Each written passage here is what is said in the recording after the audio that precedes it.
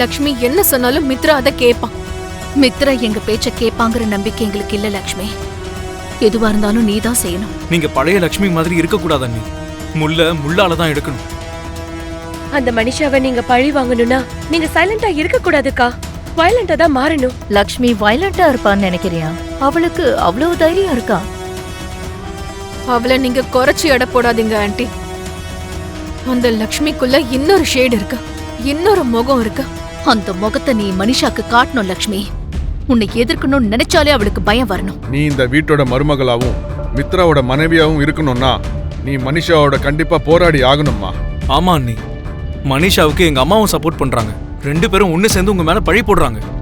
நம்ம 2 பேரும் அவ மேல பழிய சுமத்தி லக்ஷ்மியையும் ஜுன்னுவையும் ஈஸியா வீட்டை விட்டு துரத்தலாம். ஆனா அது ஒன்னும் பெரிய விஷயம் கிடையாது. மித்ரா மனிஷா பக்கம் இன்னும் எவ்வளவு நாளைக்கு இருப்பான்னு பாப்போம். மனிஷாவோட உண்மையான குணம் மித்ராவுக்கு தெரியற மாதிரி செஞ்சாலே போதும். நான் இப்ப அந்த விஷயத்த தான் செய்ய போறேன் அத்தை. மனிஷா யாரு, அவ எப்படிப்பட்டவன்னு அவருக்கு தெரியற மாதிரி நான் பண்றேன். என்ன பத்தி மித்ராக்கு தெரியற மாதிரி லக்ஷ்மி பிளான் போட ஸ்டார்ட் பண்ணிடுவா. அதுக்குள்ள மித்ரா கிட்ட லக்ஷ்மி இன்னும் நிறைய தப்பு செஞ்சிருக்கான்னு அவனை நம்ப வைக்கணும். ஆமா மனிஷா, லக்ஷ்மி தப்பு மேல தப்பு செஞ்சுக்கிட்டு இருக்கான்னு மித்ரா நினைக்கணும். அந்த வாய்ப்பை நான் அவங்களுக்கு கொடுக்க மாட்டேன். அவங்க செஞ்ச தப்பதான் நான் வெளியே கொண்டு வருவேன். நான் எந்த ஒரு தப்பும் செய்யலன்னு சொல்லி அவருக்கு தெரியற மாதிரி பண்ண போறேன். லக்ஷ்மிய பத்தின ஒரு பாசிட்டிவான விஷயம் கூட மித்ரா காதுக்கு போக கூடாது. உண்மையான காதல் எப்படி இருக்குங்கிறத புரிய வைக்கிறேன். அதுக்கப்புறம் மித்ராவை மறந்துட்டு வேற யாரையாவது கல்யாணம் பண்ணிக்கோன்னு அவளை இந்த வீட்டை விட்டே துரத்திடுவேன். நான் அந்த லக்ஷ்மிய இந்த வீட்டை விட்டு துரத்தி அடிக்கணும்னா ஜுன்னுவோடைய விஷயத்துல கவனம் செலுத்தியே ஆகணும். நாளையில இருந்து நான் அந்த வேலையை ஆரம்பிக்கிறேன். ஜுன்னு என்கிட்ட சொல்லாம எங்கேயும் போக மாட்டான் அத்தை. ஆனா இப்ப அவன் எங்க போனா? மனிஷா, மனிஷா, மனிஷா.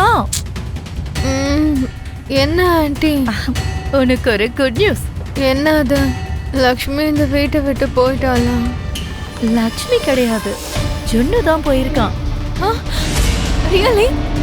அவனை காலையில இருந்து காணோம்னு சொல்லி வெளியில எல்லாரும் டென்ஷன் ஆயிட்டு இருக்காங்க. வாவ்!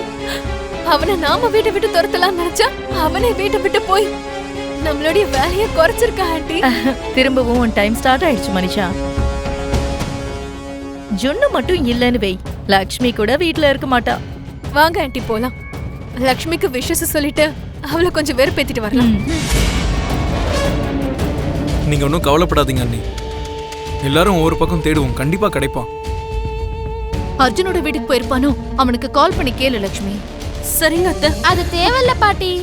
ஜுன்னு வேற எங்கேயும் போகல. நீ ஜுன்னுவ பாத்தியா லக்கி? பார்த்தம்மா, ஜுன்னு வீட்ல தான் இருக்கான்.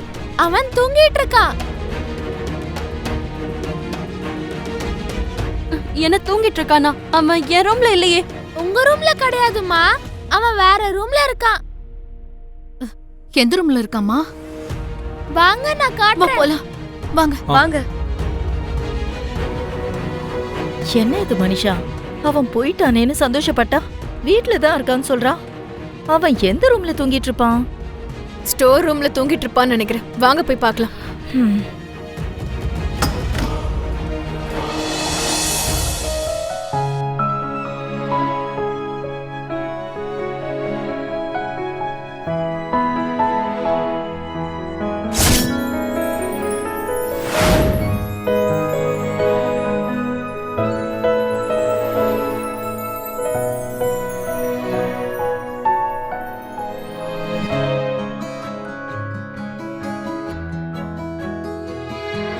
ராத்திரி நீ ஏன் கூட தானே தூங்கிட்டு இருந்த ஜுன்னு?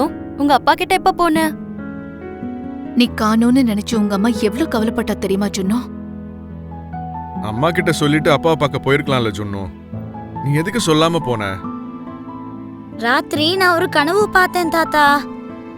என்ன கனவு ஜுன்னு? கெட்ட கனவா? இல்ல சித்தி, ஸ்வீட் ட்ரீம். ஸ்வீட் ட்ரீமா? அந்த கனவுல என்ன வந்துச்சு ஜுன்னு? அம்மா எனக்கு சாப்பாடு ஊட்டும் போது நான் வேணான்னு சொல்லி அடம் பிடிச்சிட்டு இருந்தேன். அப்போ அப்பா வந்து அவர் கையாலேயே எனக்கு ஊட்டி விட்டாரு.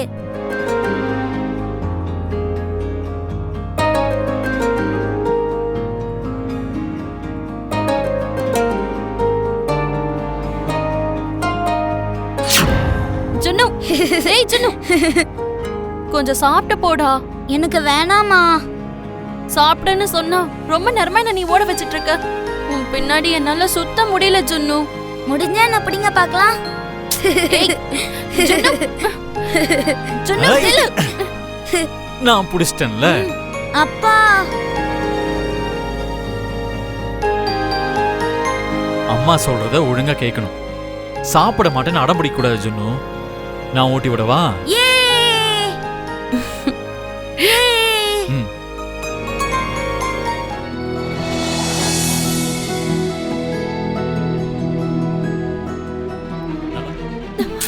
ஏய் என்ன ஆண்டி? மனிஷா, நீ என்ன செஞ்சிட்டு இருக்க? போயும் போயும் அவனை உசி பேத்திட்டு இருக்க. மித்ரா பக்கத்துல அந்த ஜுன்னுவை பார்த்ததும் என் வயிறு பத்தி எரியுது ஆண்டி. இந்த கோவத்தை தான் கட்டுப்படுத்துன்னு சொல்றேன். உன்னால பொறுமையா இருக்க முடியாதா? இன்னும் நான் எவ்வளவுதான் பொறுமையா இருக்கணும்? உங்க வயசு வர வரைக்கும் காத்துட்டு இருக்கணுமா? ஹ. நேத்து கல்யாணம் நின்னு போச்சு.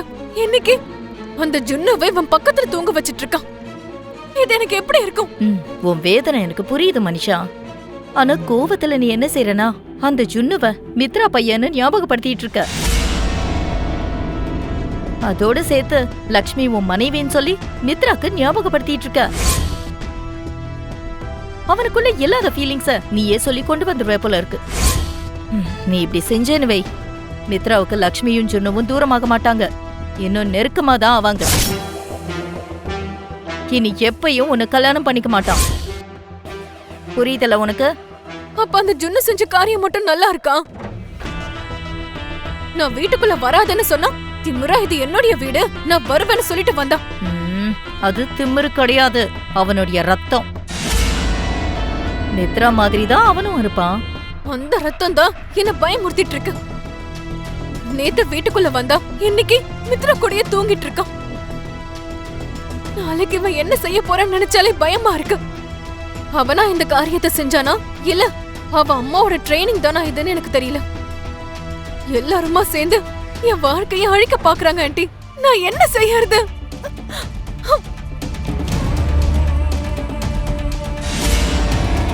நேத்து நான் யுத்தம் பண்ணுவேன், லக்ஷ்மிய தோக்கடிக்க போறேன், ஜுன்னுவ அனுப்பி வச்சிருவேன்னு சொல்லி வாய்க்கு வந்தபடி பேசினா. இன்னைக்கு என்னடானா அவங்க என் வாழ்க்கைய அழிக்க பாக்குறாங்க. நான் என்ன செய்யறதுன்னு சொல்லி எப்படி பயந்து போய் பேசுறா. இவ எப்படி இருந்தான்னா மித்ரா கூட இவ கல்யாணம் ஆன மாதிரி தான்.